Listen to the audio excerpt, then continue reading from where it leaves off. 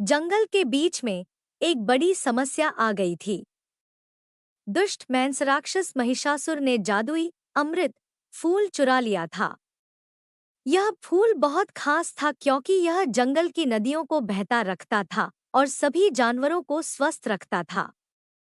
फूल के बिना नदियां सूख गईं और जानवर चिंतित हो रहे थे। उन्हें मदद चाहिए थी, इसलिए उन्होंने बहादुर देवी दुर्गा को बुलाया। दुर्गा ने उनके आह्वान का उत्तर एक शक्तिशाली शेरनी बनकर दिया। उसके सुनहरे फर सूरज में चमकते थे और उसकी जोरदार दहाड़ ने पेड़ों को हिला दिया। जब जानवरों ने उसे देखा तो वे जान गए कि वे बच गए हैं। राजा नामक एक चालाक छोटा खरगोश ने शेरनी को पराक्रमी दुर्गा के रूप में पहचाना। मैं आपकी मदद करूंगा, दुर्गा। मुझे महिषासुर की मांद का पता है, राजा ने बहादुरी से कहा। भले ही उसके पैर थोड़े कांप रहे थे। एक साथ दुर्गा और राजा जंगल के गहराई में निकल पड़े, जहां महिषासुर के चालाक गुर्गे उनका इंतजार कर रहे थे। उन्हें जंगल के एक अंधेरे और डरावने हिस्से से गुजरना पड़ा, जो फिसलने वाले सांपों, रेंगने वाले कीड़ों और चुभने वाले बिच्छुओं से भरा था।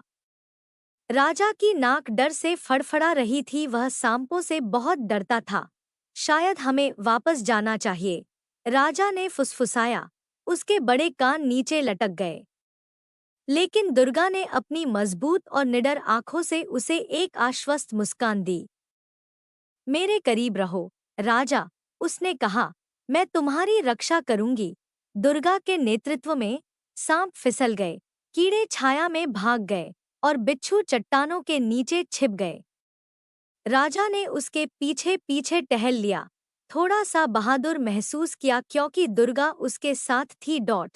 कई घंटों के बाद वे अंततः महिषासुर की मांद जंगल में गहरे एक भूतिया गुफा में पहुंचे। दुर्गा लंबा खड़ा था, उसकी आंखें ताकत से चमक रही थी। उसने एक शक्तिशाली दहाड़ मारी, जिससे पूरा जंगल हिल गया। महिषासुर अपनी गुफा से बाहर आया, गुस्से में और लड़ाई के लिए तैयार। उसने अपने जादू का उपयोग विभिन्न जानवरों में बदलने के लिए करना शुरू किया। पहले एक बड़ा डरावना सांप, लेकिन दुर्गा ने छलांग लगाई और अपने तेज पंजों से उस पर वार किया, जिससे उसे कुछ और में बदलने के लिए मजबूर होना पड़ा। अगला महिषासुर एक मजबूत थपथपाने वाले हाथी में बदल गया, लेकिन दुर्गा बहुत तेज थी।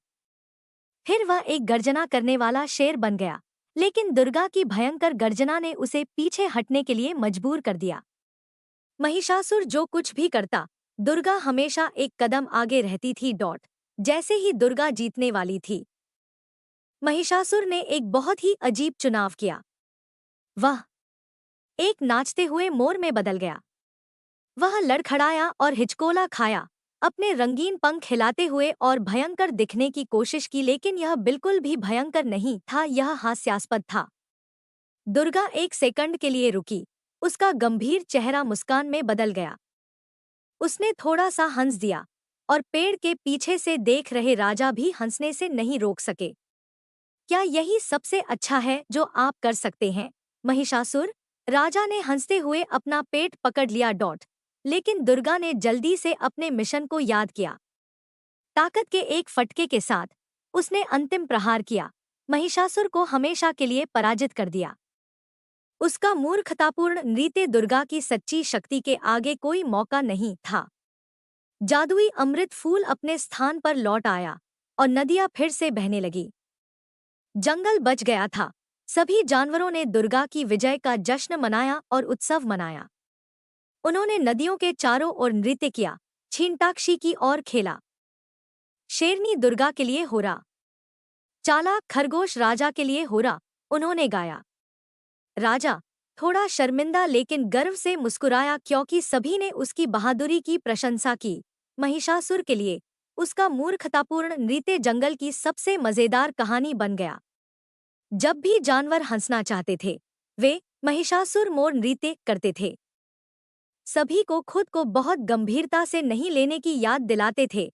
उस दिन से जंगल शांतिपूर्ण था और जानवरों को पता था कि बहादुरी, चालाकता और थोड़े से हंसी के साथ बुराई पर हमेशा अच्छाई की जीत होती है। नैतिक कठिन समय में भी बहादुर और केंद्रित रहने से हमें जीतने में मदद मिलती है। और कभी-कभी हंसना ठीक है, यहाँ तक कि एक गंभीर लड़ाई के बीच में भी।